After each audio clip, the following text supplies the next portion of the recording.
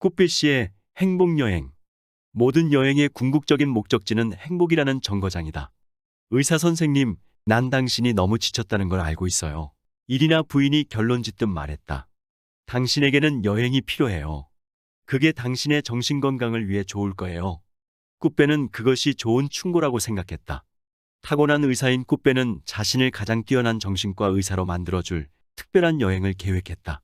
한 프랑스인이 길을 걷고 있다. 그는 수첩을 들고 다니며 길 위에서 배운 것들을 적어 나간다. 꾸빼라는 이름의 이 신사는 지금 행복의 비밀을 찾아내기 위해 여러 나라를 여행하는 중이다. 주마펠 꾸빼, 내 이름은 꾸빼입니다. 나는 파리의 정신과 의사입니다. 정신과 의사인 꾸빼는 파리의 중심가 한복판의 진료실을 가진 성공한 의사이다.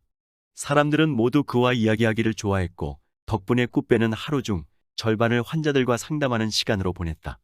그의 진료실은 언제나 상담을 원하는 이들로 넘쳐났다. 병원을 찾은 이들은 꾸빼에게 자신의 문제와 불안에 대해서 털어놓았다. 그러나 아이러니하게도 그들 대부분은 삶을 불행하게 만드는 외적이고 절대적인 요소들을 가지고 있지 않았다. 그들은 자녀에게 다정하지 않은 부모를 만난 것도 아니었으며 자신이 진심으로 사랑하는 어떤 사람을 잃은 적도 없는, 한마디로 진짜 불행한 삶을 산 적이 없는 사람들이었다. 그럼에도 불구하고 그들은 진짜로 마음이 병들었거나 불행한 삶을 살고 있었다. 그들은 사회적으로 높은 위치에 오를 수 있는 일들을 하고 싶어 하면서 동시에 자유롭게 살고 싶어 했다. 하지만 아무리 자신의 일에서 성공을 거두었다 하더라도 만일 다른 일을 했다면 더 행복하지 않았을까 하고 스스로에게 질문하곤 했다. 대체로 옷을 잘 차려입은 이런 사람들, 그들은 자신의 삶에 대해 그다지 만족하지 않고 있었다. 그들은 자신의 직업에 대해 늘 의문을 제기하고 자신이 과연 좋은 사람과 결혼을 했는지 아니면 결혼할 뻔했는지를 묻곤 했다. 또한 그들은 자신의 삶에서 중요한 어떤 것을 잃어버렸다는 느낌을 떨쳐버릴 수가 없었다. 시간이 모두 흘러가 버려 결국 자신이 원하는 삶에 다가서지 못했다는 생각을 갖고 있었다. 꾸빼를 찾아오는 이들은 하루가 다르게 늘어갔고 바로 그 때문에 그는 불행했다. 상담과 약 처방만으로는 그들을 진정한 행복에 이르게 해줄 수 없기 때문이었다. 꾸빼는 자신의 일에 회의를 느끼기 시작했다. 이 환자들은 정말로 아픈 사람들인가? 다른 지역보다 더 많은 행운을 누리는 사람들이 사는 파리 중심가에 다른 모든 지역을 합친 것보다 더 많은 정신과 의사들이 있는 것은 왜인가? 불행한 사람들을 진정으로 행복하게 만들어줄 방법은 없을까? 이런 의문들이 떠오르는 사이 꾸빼는 지쳐있는 자신을 발견한다. 나 역시 지금의 삶에 만족하지 못한다. 그는 이 사실을 깨달은 순간 여행을 떠났다. 수첩 하나를 들고 프랑스와 클로르는 행복의 참된 의미를 찾기 위해 여행길에 나선 꾸빼의 이야기를 들려준다. 어린 시절 삶에 대한 너무도 많은 것들을 얌전히 기다리라고만 배워온 나 같은 사람들에게 무언가를 스스로 찾아 나서는 여행이야말로 삶을 매력적으로 만드는 일이다. 꾸빼가 택한 여행의 첫 행선지는 중국이었다.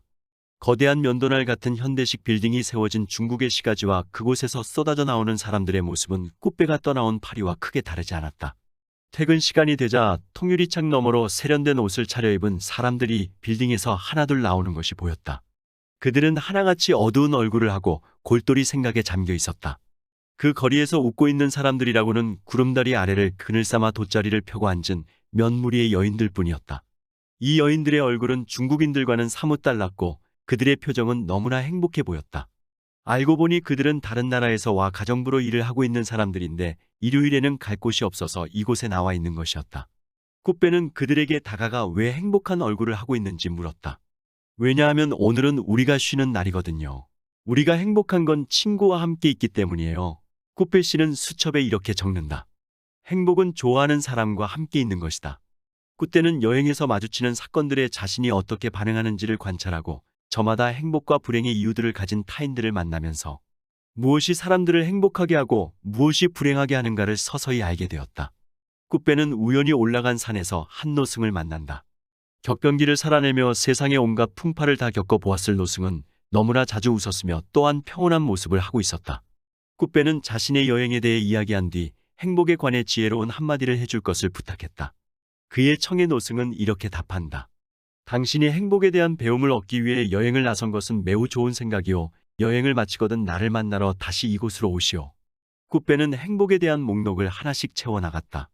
꾸빼는 자신이 작성한 목록이 이론적으로 설득력을 갖는지의 여부에 궁금증을 품고 행복에 대해 연구하는 세계적인 권위자를 만나러 미국으로 떠났다.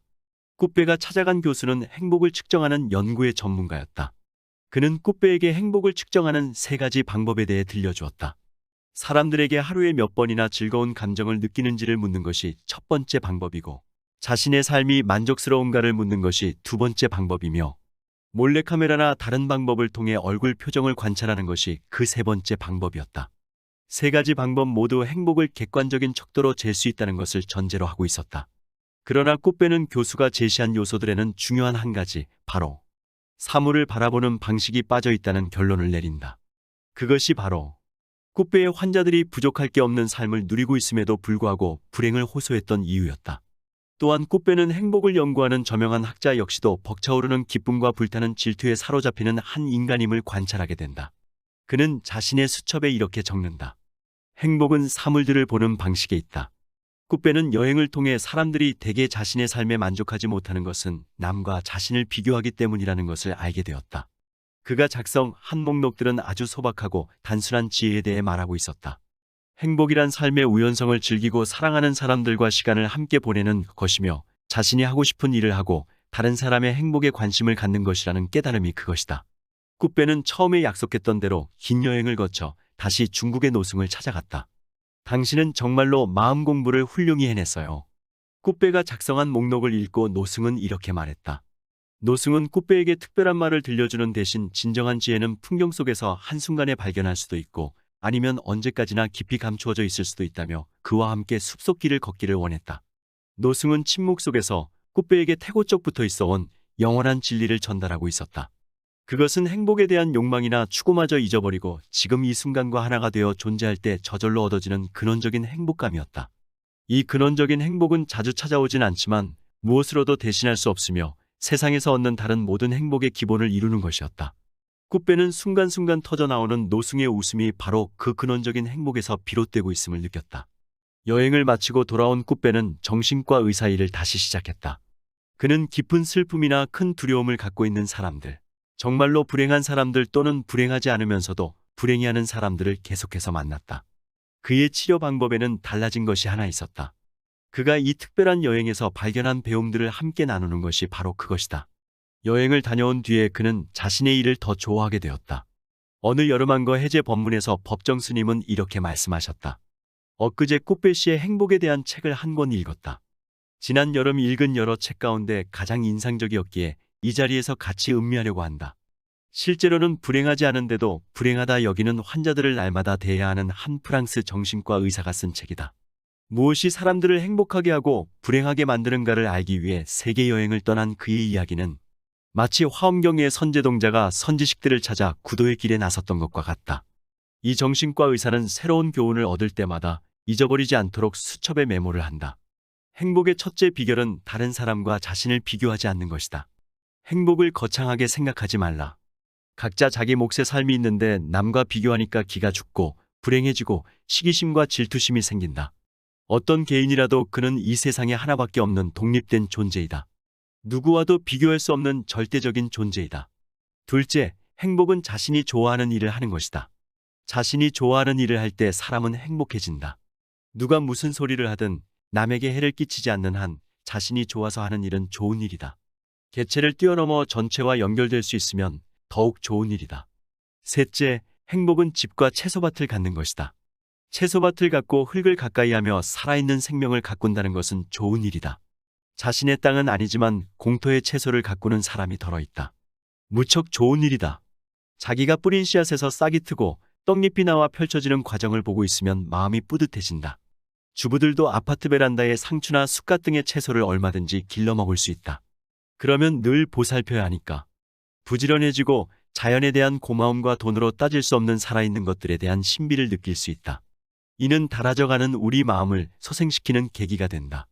넷째, 행복은 내가 다른 사람에게 쓸모있는 존재가 되는 것이다. 한 개인의 삶은 다른 사람에게 유용해야 하며 서로가 서로에게 의미 있는 존재가 되어야 한다. 우리에 갇힌 짐승처럼 사는 그런 삶을 살아서는 안 된다. 사람이기 때문에 관계 속에서 한 몫을 하는 것이다. 다섯째, 행복은 사물을 바라보는 방식에 달려있다. 같은 장미꽃을 바라볼 때 어떤 일은 왜 이렇게 아름다운 장미의 가시가 돋아있나 하고 불만스럽게 생각할 수 있고, 다른 한쪽에서는 아무짝에도 쓸모없는 가시가 이렇게 아름다운 꽃이 달려있네 하며 고맙게 여길 수도 있다. 여섯째, 행복은 다른 사람의 행복에 관심을 갖는 것이다. 나 자신만의 행복은 근원적으로 있을 수 없다.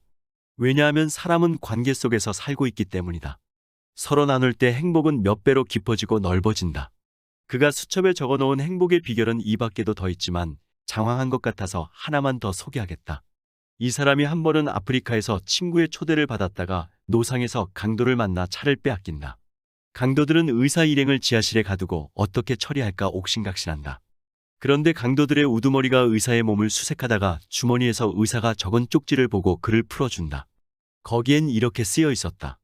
행복은 살아있음을 느끼는 것이다. 우리가 살아있다는 것, 그것은 하나의 기적이다. 우리는 늘 많은 시간 속에 있으면서도 그 사실을 느끼지 못한다. 살아있다는 것, 그 자체가 놀라운 가능성이다. 그가 마지막으로 만난 노승은 그에게 말한다.